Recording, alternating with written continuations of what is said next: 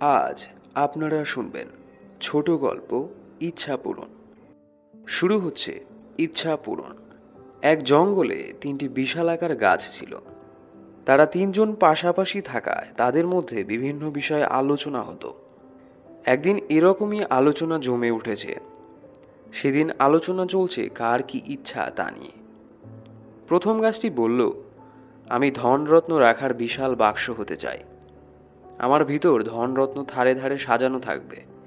আমার ভিতরে পৃথিবীর সবচেয়ে দামি দামি পাথর হিরে থাকবে। আমাকে সম্মানের সাথে সবাই দেখভাল করবে। সবাই আমার সৌন্দর্যে বাহবা দিবে। এটাই আমার স্বপ্ন। দ্বিতীয় গাছটি বলল, আমি তো বিরাট জলজাহাজ হতে চাই, যাতে বড় বড় রাজা রানী আমার উপরে চড়ে দূর দেশে যাত্রা করতে পারবে।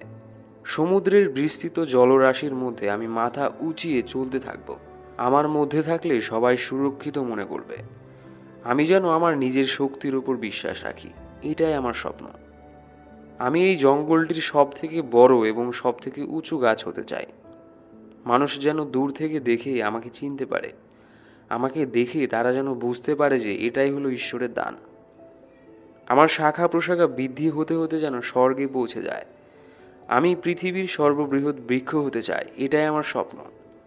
এইরকম নানান স্বপ্ন দেখতে দেখতে তাদের দিন কাটে। আর এভাবেই চলে যায় কয়েকটা বছর। একদিন জঙ্গলে কিছু কাঠুরি আসলো এবং তাদের মধ্যে একজন প্রথম গাছটিকে দেখে বলল, এই গাছটি বিক্রি করলে বেশ মোটা টাকা পাওয়া যাবে। তাই সে সেই গাছটিকে কেটে দিল।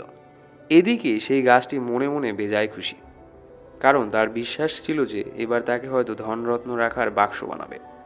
দ্বিতীয় গাছটিকে দেখে অন্য আরেকজন কাঠুরিয়া বলল, এই গাছটিও বেশ মোটা সোটা ও মজবুত, এটাকে আমি নিয়ে নিই। এই বলে সেও দ্বিতীয় গাছটিকে কেটে দিল।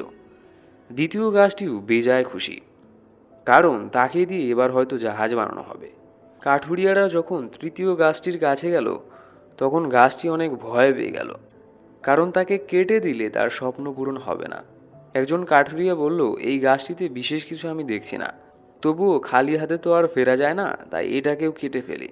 এই বলে সে তৃতীয় গাছটিকেও কেটে ফেলল। প্রথম গাছটিকে একজন ব্যাধ কিনে নিলেন এবং তিনি সেটা দিয়ে পশুদের খাবার দেওয়ার পাত্র বানালেন। এরপর সেখানে কিছু পশু খাদ্য রাখলেন। বেচারি গাছটি ভাবতেও পারেনি যে তার সাথে এত খারাপ কিছু হবে। দ্বিতীয় গাছটিকে দিয়ে মাছ ধরার নৌকা বানানো হলো। আর এর সাথে সাথেই তার বিশাল জলযান হয়ে রাজা মহারাজাদের সাথে বিদেশে ঘোরার স্বপ্ন ভেঙে চুরমার হয়ে গেল। তৃতীয় গাছটিকে যিনি কিনলেন তিনি সেই গাছটিকে টুকরো টুকরো করে কেটে একটি বদ্ধ ঘরে রেখে দিলেন।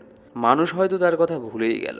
একদিন পশুশালায় একজন মানুষ তার স্ত্রীকে প্রচণ্ড প্রসব যন্ত্রণা নিয়ে সঙ্গে করে আনলেন। সেখানে তিনি একটি শিশুর জন্ম দিলেন, কিন্তু শিশুটিকে রাখার মতো উপযুক্ত পাত্র বা জায়গা তারা খুঁজে পাচ্ছিলেন না। অবশেষে তাদের দৃষ্টি গেল সেই প্রথম গাছটি দিয়ে বানানো পশু খাদ্য দেওয়ার পাত্রটির দিকে। তারা সেখানে তাদের নবজাতককে নিয়ে চিকিৎসালয়ের উদ্দেশ্যে রওনা দিলেন। ঠিক এই সময় প্রথম গাছটির মনে হলো পৃথিবীর সব থেকে মূল্যবান এবং নিষ্পাপ প্রাণ তার মধ্যে আছে। এই নিষ্পাপ পবিত্র প্রাণের মূল্য হীরা সোনার থেকেও কয়েক গুণ বেশি। সোনা হিরে লুট করে নিয়ে আসা হয়, তাতে অনেক পাপ লেগে থাকলেও এই নিষ্পাপ জীবনটির মূল্য দামি রত্নের থেকেও কয়েক গুণ বেশি। এভাবেই সময় চলতেই থাকলো।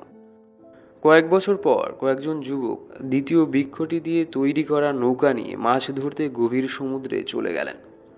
ঠিক সেই সময় প্রচণ্ড ঝড় শুরু হলো। তাদের মনে হতে লাগলো এবার তারা নেহাত মারা পড়বে। যুবকদের মধ্যে একজন দাঁড়িয়ে পড়লেন এবং নৌকার হাল ধরে কোনো মতে নৌকাকে ডুবে যাওয়ার হাত থেকে বাঁচালেন। এই সময় হঠাৎ সেই দ্বিতীয় গাছটির মনে হলো যে সে সাগরের প্রচণ্ড বেগকে দমিয়ে সামনে এগিয়ে যেতে পেরেছে। সে প্রচণ্ড তুফানকে বশ করে কয়েকটি প্রাণ বাঁচাতে পেরেছে। এভাবেই তৃতীয় গাছটির কাছেও একদিন কিছু লোক এলো এবং সেই গাছটিকে নিয়ে গেল এবং একজন অপরাধীকে সেই গাছটির বেড়ের সাথে বেঁধে দিয়ে একটি পাহাড়ের চূড়ায় ক্রুশের মতো করে গেঁথে রেখে দেওয়া হলো। এই ঘটনার একদিন পর সেই তৃতীয় গাছটির মনে হলো যে এই পাহাড়টির মাধ্যমে সে স্বর্গ এবং ঈশ্বরের সব থেকে কাছে চলে এসেছে। আমাদের কর্ম ধর্ম আস্থা সব কিছু ঠিকঠাক থাকার পরও যদি আমাদের জীবনে এমন কোনো পরিস্থিতি আসে যেখানে আমাদের মনে হয় যে আমরা ঠিক থাকলেও আমাদের ভাগ্য সহায় নেই, সমস্ত কাজেই শুধু বাধা আর ব্যর্থতা, তখনই আমাদের ধরে নেওয়া উচিত যে আল্লাহ হয়তো আমাদের জন্য বিশেষ কিছু ভেবে রেখেছেন যার কল্পনা আমরা করতেই পারি না। গল্পে কিন্তু তারা যে রূপে পূরণ করতে চেয়েছিল সেই রূপে হয়নি ঠিকই, কিন্তু প্রতিটি বৃক্ষেরই মনের ইচ্ছা পূরণ হয়েছিল। আমরা কেউই জানি না যে আল্লাহ আমাদের জন্য কি ভেবে রেখেছেন, আমাদের জন্য কোন রাস্তা খুলে রেখেছেন। আমরা কখনো বিশ্বাস করতে চাই না যে আল্লাহ যা করবেন মঙ্গলই করবেন, তাই তার দেখানো রাস্তায় না চলে অন্য রাস্তা বাছাই করে নিই। কিন্তু আমরা এটা ভুলে যাই যে তার দেখানো রাস্তাই সর্বশ্রেষ্ঠ রাস্তা।